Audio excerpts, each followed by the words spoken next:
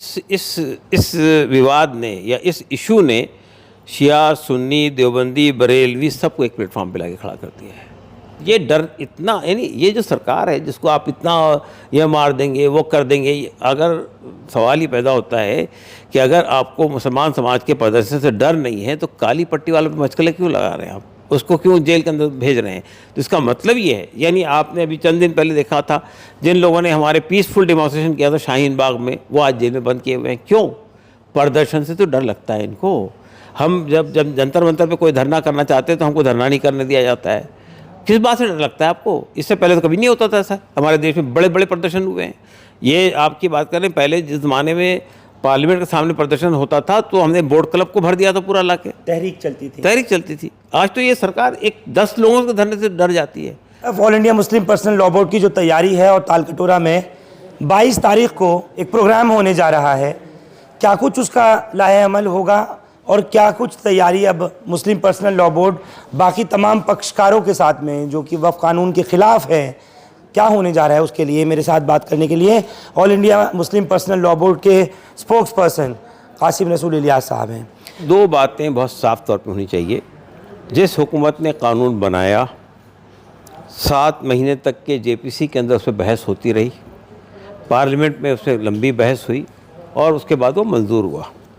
उसके बाद भी अदालत के अंदर अगर उनका वकील ये कहता है कि हमें और वक्त चाहिए तो इसका मतलब ये है कि आप सिर्फ अदालत को गुमराह करना चाहते हैं। आप मुझे बताइए कि आपने कानून बनाया फिर आपको उसकी तैयारी के लिए वक्त चाहिए, तो ये तो अजीब व गरीब बात है ना, नंबर 1। नंबर 2, ये बात मैं कहना चाहता हूँ असल में कि सुप्रीम कोर्ट ने कई सवालात खड़े किए थे, उसका कोई जवाब नहीं दिया गया सरकारी वकील की तरफ से। मिसाल के तौर पर सुप्रीम कोर्ट ने ये सवाल किया था कि आप हिंदुओं के जो टेंपल है, जो ट्रस्ट हैं, जो एंडाउमेंट्स हैं, उसमें मुसलमानों के लिए स्पेस बनाएंगे? सिखों के जो गुरुद्वारा प्रबंधक कमेटी है उसमें भी मुसलमानों को प्रोविज़न पैदा करेंगे? सरकार का कोई जवाब नहीं था। तो फिर आपने यहाँ क्यों नॉन मुस्लिम के लिए प्रोविज़न पैदा किया है? ये सवाल था। सुप्रीम कोर्ट ने ये सवाल खड़ा किया कि जो वक्फ बाय यूज़र कानून में जो तब्दीलियाँ आपने की है, तो जिन प्रॉपर्टीज़ को आज से सैकड़ों साल पहले वक्फ किया गया था, उस वक्त तो ये रजिस्ट्रेशन का कानून तो अंग्रेज़ों के ज़माने में आया, तो वो कागज़ कहाँ से दिखाएंगे? तो ये इस सवालात का कोई जवाब नहीं है आपस में।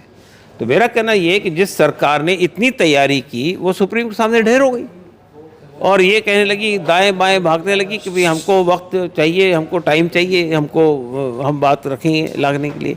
तो इसका मतलब ये है कि ये सिर्फ ये किसी तरह सुप्रीम कोर्ट में काम को तूल देना चाहते थे, इस वजह से ये सब किया गया।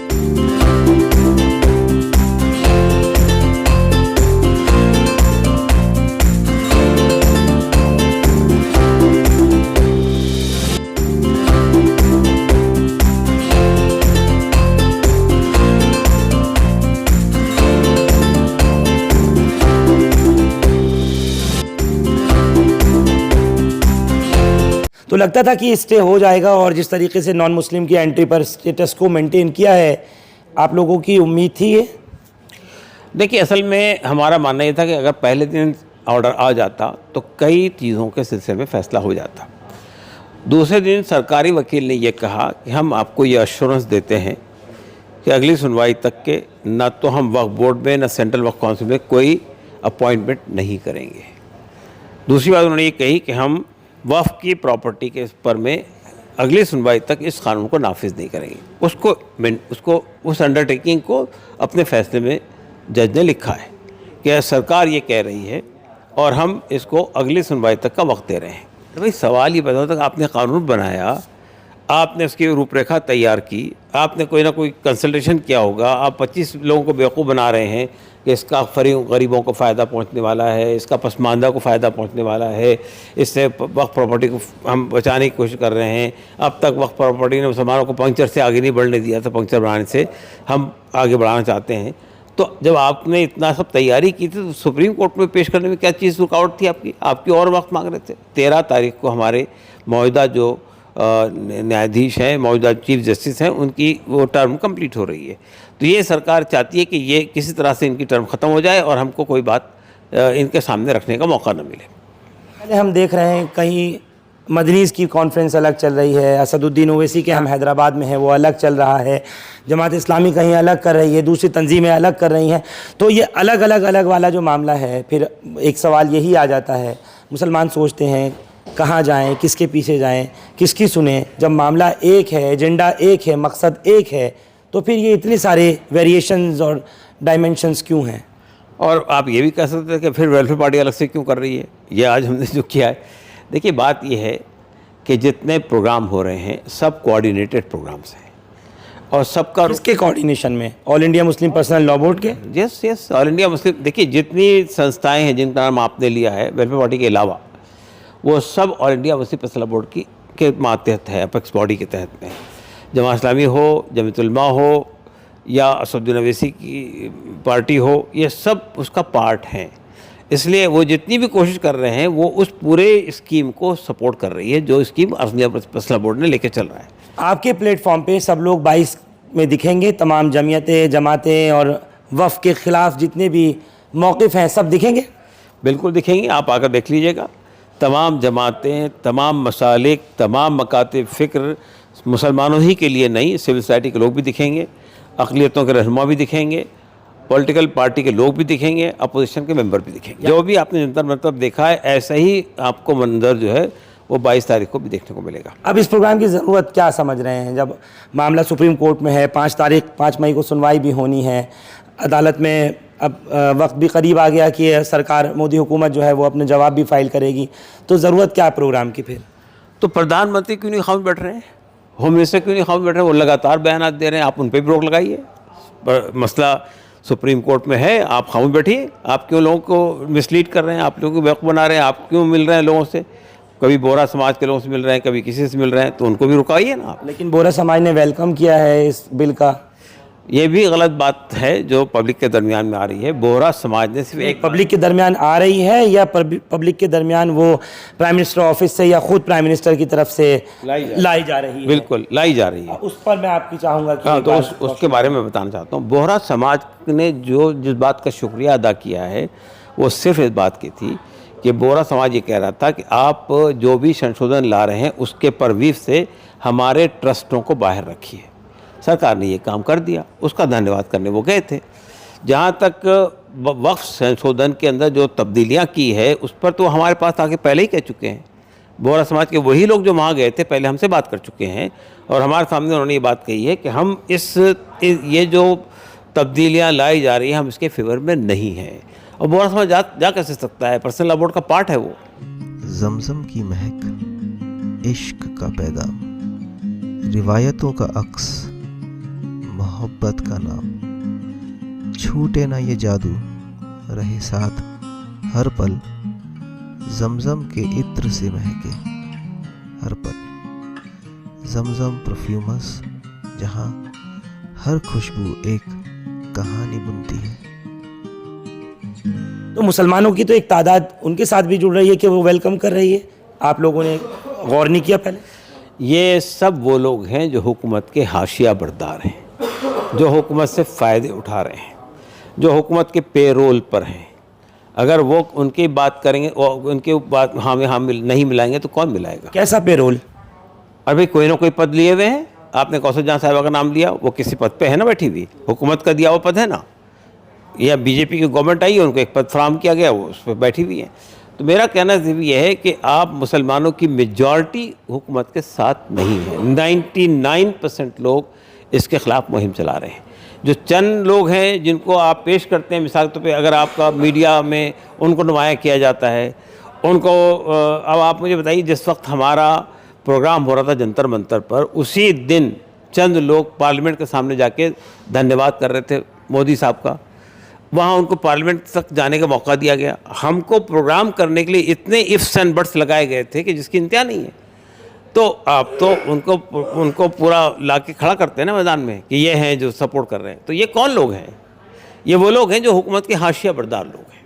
आपको लगता है कि ये दूसरा बाबरी बना दिया जाएगा और जो वफ़ बिल अब लाया गया है जिसको लेकर के आप लोग अदालत गए और ये सब कुछ चल रहा है, या आपको एक दूसरा बाबरी मस्जिद वाला मामला होता नज़र आ रहा है सुप्रीम कोर्ट के प्रीव्यू से? देखिए, इसमें यकीनन हमको नुकसान पहुंचाया गया है मुसलमानों की इमलाक को हड़प करने की कोशिश की गई है। लेकिन बाबरी मस्जिद में उसमें एक फ़र्क है।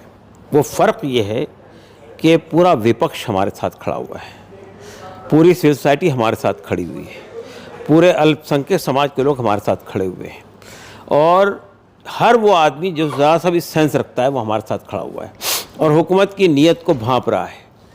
एक बात। दूसरी बात ये कि मैं बता रहा हूँ आपको, बाबरी मस्जिद में और इसमें जो फ़र्क है वो ये है कि वो उसको हिंदू मुस्लिम विवाद का इशू बना दिया गया था। इसमें हिंदू कहीं भी नहीं है, ये तो मुसलमानों की प्रॉपर्टी को छीनने की कोशिश हो रही है। तो ये मुस्लिम वर्सेस गवर्नमेंट है इशू है, मुस्लिम वर्सेस किसी और कम्युनिटी का इशू नहीं है। तो इसलिए इसको फ़र्क महसूस कीजिए आप कि बाबरी मस्जिद का इशू अलग था और ये इशू अलग है। मेरा मतलब ये नहीं है कि इशू एक ही है, क्योंकि लिंगर ऑन होता रहा, सालों तक चलता रहा, एक नहीं दो नहीं तीन तीन नस्लें आ गईं, बाबरी का केस नहीं ख़त्म होता था। यही मेरा मतलब है कि क्या ये देखना होगा या ये प्रिडिक्शन की जा सकती है कि बाबरी की तरह से इसको लंबा खींचा जाए, चलाया जाए और हुकूमत जो है वो इसको इसी तरीके से ऑन एंड ऑन करती रहे। देखिए, एक बात मैं ये कहना चाहता हूँ आपसे कि इसमें कोई शक नहीं है कि बहुत सोच समझकर ये चाल चली गई है।